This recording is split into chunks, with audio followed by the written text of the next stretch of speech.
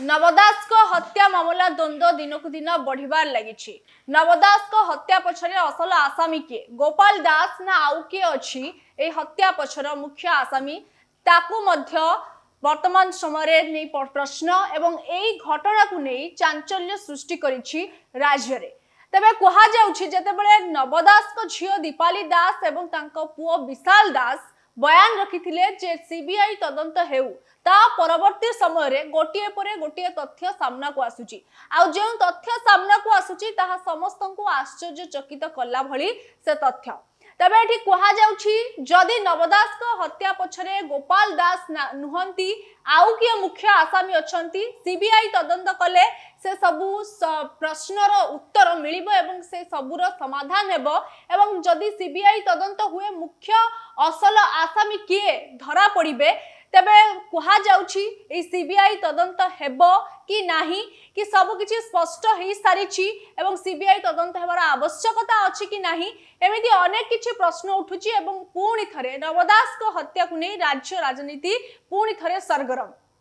तेबे कहा जाउछि दीपाली दास समिति बयान रखिथिले गणमाध्यम सामने रे जे सीबीआई तदंत हेउ सीबीआई तदंत हेले सत कौन सामना को आसीबो एवं बीजेडी सरकार समय रे जेतेबेले तदंत चलीथिला दीपाली दास को मध्य बीजेपी एवं कांग्रेस एवं जदि कहबा दलर नेता माने पचारि थिले मध्य सीबीआई तदंत हेबा आवश्यक कि किंतु सेतेबेले दीपाली दास कहिथिले तदंत ठीक ठाक चलीछि किंतु वर्तमान समय रे जेतेबेले बीजेपी सरकार आसीछि ओडिसा को ओडिसा रे राज्य रे बीजेपी सरकार सेतेबेले दीपाली दास मुह खोलिचंती एवं बयान रखिचंती जे सीबीआई तदंत हेउ सीबीआई तदंत हेले सत कौन सामना को आसीबो एवं जो सत अस्पष्ट अछि ताहा स्पष्टीकरण हेबो बोली दीपाली दास अभियोग करूछंती एवं गोटे परे गोटे तथ्य सामना को आसुची आज जेमिति एक बड़ बयान देइछंती जे मुख्य साक्षी थिले शुभेंदु पटनायक से कहिछंती नवदास को हत्या समय रे मु सेठी उपस्थित थिली एवं मु सेतेबेले हळदिया रंगर सार्ट पिंधिथिली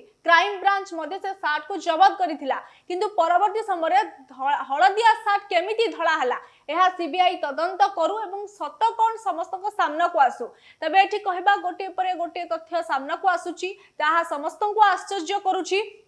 नवदास को हत्या पछरे गोपाल दास अछंती कि ना आउ किए अछंती ता मध्य वर्तमान समय कहा जाउची या स्पष्ट या सत नुहे किछि दिन तळे दुई दिन तळे गोपाल दास को वकील मध्य कहिले नवदास को हत्या गोपाल दास को गुली रे हेई नाही आउ कहा अन्य जनक गुली रे नवदास को हत्या हेछि बोली अभियोग मध्य करिथिले बयान रखिथिले गोपाल दास को वकील।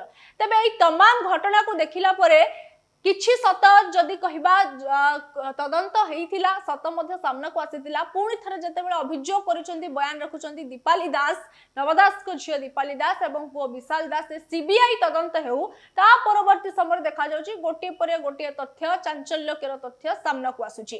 तबे आम सहित फोन लाइन ले जुड़ी होइचंती वरिष्ठ पुलिस अधिकारी सूर्यमणि त्रिपाठी सुनतु कोन कहउचंती। वर्तमान समय बड़ खबर जा आसुची जे नवदास को हत्या पछर कारण कौन थिला तांको किए हत्या करिथिला जहा कहा जाउछि नवदास को झियो दीपाली दास एवं विशाल दास को कहिबा अनुसार जे सीबीआई तदंत हेउ एवं गोटे परे गोटे सत सामना को आसुछि जेतेबेले सीबीआई तदंत कथा दीपाली दास कहिचंती अभियोग करिचंती गणमाध्यम सामने रे जदिओ लिखित भाव रे किछि भी अभियोग करि नाहंती किंतु आईन मंत्री कहउछंती केवल गणमाध्यम रे नुहे लिखित माध्यम रे जदि देबे ताहाले नवदास को परिवार जहा कहउछंती जो सीबीआई तदंत कथा ताहा मुख्यमंत्री सीबीआई तदंत हेबो कि नाही स्पष्ट करिवे। तबे ठीक प्रश्न आसुछि जे सीबीआई तदंत जदि हेबो नवदास को हत्या पछर कोन रहिथिला उद्देश्य गोपाल दास मारिथिला ना आउ किए मारिथिला एबे जो गोटे परे गोटे आसुछि चांचल्यकर तथ्य तबे सर आपण कोन कहिबे ए विषय नहीं ए विषय मो पई किसी चांचल्यकर तथ्य मु देखि पारु नै आगे कारण एई जेते कथा कुआ जाउची सबु कथा क्राइम ब्रांच रो तदंत भितरे अछि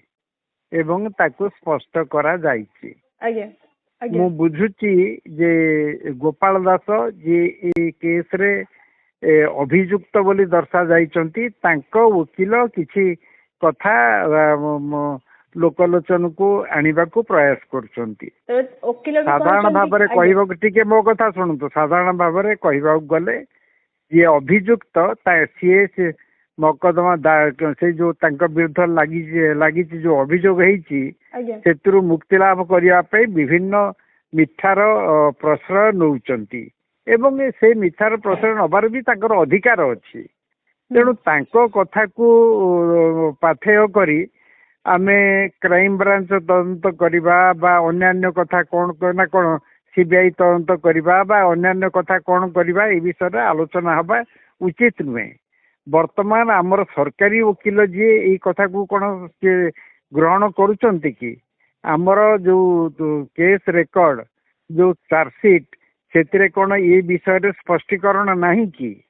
ପ୍ରଥମେ ତାଙ୍କୁ ପଚରା ଯାଉ, ସିଏ ଯଦି କହିବେ ନା ଏଥିରେ ସ୍ପଷ୍ଟୀକରଣ ନାହିଁ ତାହେଲେ କ'ଣ କରାଯିବ ନ ଯିବ ସେଥିରେ ଚିନ୍ତା କରାଯାଉ। ତା ନହେଲେ ଡିଫେନ୍ସ ଓକିଲର ଯୋଉ ପ୍ଲି ତାକୁ ପାଥେୟ କରି ତା ଉପରେ ଆଲୋଚନା କରାଯିବା ଉଚିତ ହଉନି। ଏଇ ହଉଛି ମୋର ନିର୍ଦ୍ଦିଷ୍ଟ ମତ। ତେବେ କୁହାଯାଉଛି ଗୋପାଳ ଦାସଙ୍କ ଗୁଳିରେ ହିଁ ନବ ଦାସଙ୍କର ମୃତ୍ୟୁ ହୋଇନି, ଆଉ କାହାର ଗୁଳିରେ ନା ସିଏ କଥା କିଏ କହୁଛି? ଏ କଥା କିଏ କହୁଛି? ଆସୁଛି ସୂଚନା ଆସୁଛି। ନା ସେ ରିପୋର୍ଟରେ ଆପଣ ଯାହା ଅଛି ଆପଣ ବୋଧେ ବୁଝିବେ।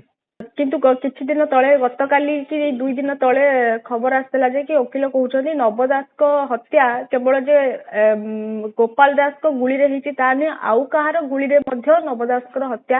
ଓକିଲ ଦି ପକ୍ଷର ଥାନ୍ତି, ସରକାରୀ ଓକିଲ ଥାନ୍ତି ଏବଂ ସେ ଗୋପାଳ ଦାସଙ୍କର ଓକିଲ ବି ଗୋପାଳ ଦାସଙ୍କୁ ଖଲାସ କରେଇବା ଲାଗି ସିଏ ବି ମକଦ୍ଦମା ଲଢୁଛନ୍ତି। ଏଇ ଯୋଉ କଥା ଆପଣ କହୁଛନ୍ତି ସେ କଥା କୋଉ ଓକିଲ କହୁଛନ୍ତି? ଓକିଲ ତାହେଲେ ସିଏ ତ ନିଶ୍ଚିତ ଭାବରେ ମିଥ୍ୟାର ଆଶ୍ରୟ ନେଇକରି ଗୋପାଳ ଦାସଙ୍କୁ ମୁକ୍ତି ଲାଭ କରିବା ପାଇଁ ଚେଷ୍ଟା କରିବେ। ସେ କଥା କାହିଁକି ଶୁଣା ଯାଉଛି? ସେ ତ ସରକାରଙ୍କର ବୟାନ ନୁହେଁ, ସରକାରୀ ପକ୍ଷର ଓକିଲଙ୍କର ବୟାନ ନୁହେଁ ବା ସରକାରୀ ପକ୍ଷର ଓକିଲ ଦଉଛନ୍ତି କୋର୍ଟରେ ସେ କଥା ସିଏ ନୁହେଁ। ତେଣୁ ଡିଫେନ୍ସ ଓକିଲର ପ୍ଲିକୁ ଆପଣ ମାନେ ପାଥେୟ କରି ତା ଉପରେ ଆଲୋଚନା କରାଯିବା ଉଚିତ ନୁହେଁ ଜମା। କାରଣ ସେ କଥା ସିଏ ସବୁ କ୍ରାଇମ ବ୍ରାଞ୍ଚ ଆଗରେ କହିଛନ୍ତି ଏବଂ ତାର ସ୍ପଷ୍ଟୀକରଣ ସେ କେସ୍ ରେକର୍ଡରେ ଅଛି। ତେବେ ଏଠି କୁହାଯାଏ କ'ଣ ଯଦି କୁହାଯାଇ ପାରିବ ସିବିଆଇ ତଦନ୍ତ ଯଦି ହୁଏ ତେବେ ତାର ଆବଶ୍ୟକତା ନାହିଁ। ଆଗେ ସିବିଆଇ ତଦନ୍ତର ଆବଶ୍ୟକତା ନାହିଁ। କ'ଣ ପାଇଁ ତାର ଆବଶ୍ୟକତା ନାହିଁ? କ'ଣ କିଛି ଆବଶ୍ୟକତା ନାହିଁ? ତଦନ୍ତ ହେଇଛି, କ୍ରାଇମ ବ୍ରାଞ୍ଚ ତାର ରିପୋର୍ଟ ଦେଇ ସାରିଛି, ତା ଉପରେ ଚାର୍ଜସିଟ୍ ହେଇଛି, ବିଚାର ହଉଛି। ନିହାତି ଭାବରେ ଯେତେବେଳେ ବିଜେଡି ସରକାର ଥିଲା ସେତେବେଳେ ବି ତଦନ୍ତ ହେଉଥିଲା। ଦୀପାଲି ଦାସ ନିଜେ କହିଛନ୍ତି ତଦନ୍ତ ଠିକଠାକ ଚାଲିଛି। ଟିକେ ଶୁଣନ୍ତୁ, ଆପଣ ସେ ବିଜେପି ଏସବୁ କଥାକୁ ମତେ ଟାଣନ୍ତୁନି। ମୁଁ କହୁଛି କେସର ମେରିଟ ଡିମେରିଟ ବିଷୟରେ ମୁଁ କହୁଛି ଆପଣଙ୍କୁ। ମତେ ବିଜେପି ଭିତରକୁ ଟାଣିଲେ ମୁଁ ତ କିଛି କହିପାରିବିନି। ଆଉ କେସର ଯୋଉ ତଦନ୍ତ ପ୍ରକ୍ରିୟା ସେ ଅନୁସାରେ କ'ଣ ସିବିଆଇ ତଦନ୍ତର ଆବଶ୍ୟକତା ନାହିଁ। ପୁରା ତଦନ୍ତ ହେଇକି ରିପୋର୍ଟ ସବୁ କଥା ଅଛି। ତେବେ ଦୀପାଲି ଦାସ କାହିଁକି ଏଇ କଥା ଉଠାଉଛନ୍ତି? ଦୀପାଲି ଦାସ କାହିଁକି ଉଠାଉଛନ୍ତି ସେ କଥା ଦୀପାଲି ଦାସଙ୍କୁ ପଚାରିବା ନା ମତେ ପଚାରିଲେ ମୁଁ କେମିତି କହିବି? ଦୀପାଲି ଦାସଙ୍କୁ ପଚାରନ୍ତୁ, ସିଏ ତାର ସ୍ପଷ୍ଟୀକରଣ ଦିଅନ୍ତୁ। ଏଇଠି ବି ଆମେ କିଛି ଅନୁମାନ କରିପାରୁଛୁ ଯେ ଦୀପାଲି ଦାସ ଏଇ କଥା ଉଠାଉଛନ୍ତି ଏତେ ଦିନ ପରେ। ସେ ଭାବୁଛନ୍ତି ବୋଧ ହୁଏ ଯୋଉ ତଦନ୍ତ ହଉଥିଲା ସେଥିରେ ମଧ୍ୟ କିଛି ସତ ଲୁଚାଇ ଦିଆଯାଉଥିଲା। ସିଏ କ'ଣ କମ୍ପିଟେଣ୍ଟ ସେ ବିଷୟରେ ଭାବିବାକୁ? ସିଏ ତ କମ୍ପିଟେଣ୍ଟ ନୁହନ୍ତି। State versus Gopal Das case ହେଇଛି, ଷ୍ଟେଟ୍ ନବ ଦାସଙ୍କ ପକ୍ଷରୁ ରାଜ୍ୟ ସରକାର ମକଦ୍ଦମା ଲଢୁଛନ୍ତି। ଦୀପାଲି ଦାସ ଜଣେ ସାକ୍ଷୀ। ସିଏ ତାଙ୍କର ଯାହା କହିବା କଥା କହିବେ ନା। ଆଉ ମକଦ୍ଦମାଟା କ୍ରାଇମ ବ୍ରାଞ୍ଚ ତଦନ୍ତ ତ କରିସାରିଛି, ତାପରେ ସିବିଆଇ କି ଯିବ କି ନାହିଁ ସିଏ ତ ନିଷ୍ପତ୍ତି ନେଇପାରିବେନି। ଆଚ୍ଛା, ତା ଛଡା ବି ସିବିଆଇ ତଦନ୍ତର ଆବଶ୍ୟକତା ଥିଲେ ହବ ତ? ଆବଶ୍ୟକତା ନଥିଲେ କ'ଣ ତଦନ୍ତ ହବ? ତେବେ ଏଠି କୌଣସି ଆବଶ୍ୟକତା ନାହିଁ ସିବିଆଇ ତଦନ୍ତ ହେବାର। ହଁ, ନା କିଛି ଆବଶ୍ୟକତା ନାହିଁ। ଆଉ ଯଦି ବା ସିବିଆଇ ତଦନ୍ତ ହୁଏ ଯଦି ତାହେଲେ କିଛି ବି ସେମିତି ସତ ସାମ୍ନାକୁ ଆସିବନି। କୌଣସି ସତ ସାମ୍ନାକୁ ଆସି ସାରିଛି। ଯାହା ଆସିଛି ତଦନ୍ତରେ ତାହା ହିଁ ସତ୍ୟ। ତାକୁ ଛାଡିକିରି ଆଉ କିଛି ସତ୍ୟ ନାହିଁ। ଆଉ ଆପଣ ସେ ସତ୍ୟକୁ ଯଦି ସ୍ୱୀକାର କେହି ନ କରିବେ ତାକୁ ତାହେଲେ କ'ଣ କରାଯିବ? ତେବେ ଦୀପାଲି ଦାସର ବୟାନ ଭିତ୍ତିହୀନ ଯଦି ଆମେ କହିବା। ମୁଁ ସେ କଥା କହିପାରିବିନି। ଦୀପାଳି ଦାସଙ୍କ ବୟାନ ଭିତ୍ତିହୀନ କି ଭିତ୍ତିପୂର୍ଣ୍ଣ ମୁଁ ସେ କଥା କହିପାରିବିନି। ମୁଁ ଜଣେ भूतपूर्व पुलिस कर्मचारी हिसाब से मोर एति खाली कहबार कथा जे क्राइम ब्रांच जो तदंत करिछि सेटा गोटे सक्सेसफुल इन्वेस्टिगेशन से तार तदंत कर सारा पर चार्जसीट देइछि कोर्ट रे विचार आरंभ हो गलानी या परे आउ सीबीआई री तदंतर आवश्यकता मो मतरे नाही। निहाती भाव आपण कहउछन जे सीबीआई तदंतर कोनोसी वर्तमान समय आवश्यकता नाही सत कोन समस्त जानिछथि सत कोन सब सामना को आसी साडछि। हां आज्ञा बहुत बहुत धन्यवाद सर। धन्यवाद। एमिति लेटेस्ट अपडेट पई हम चैनल को लाइक शेयर एवं सब्सक्राइब करंतु।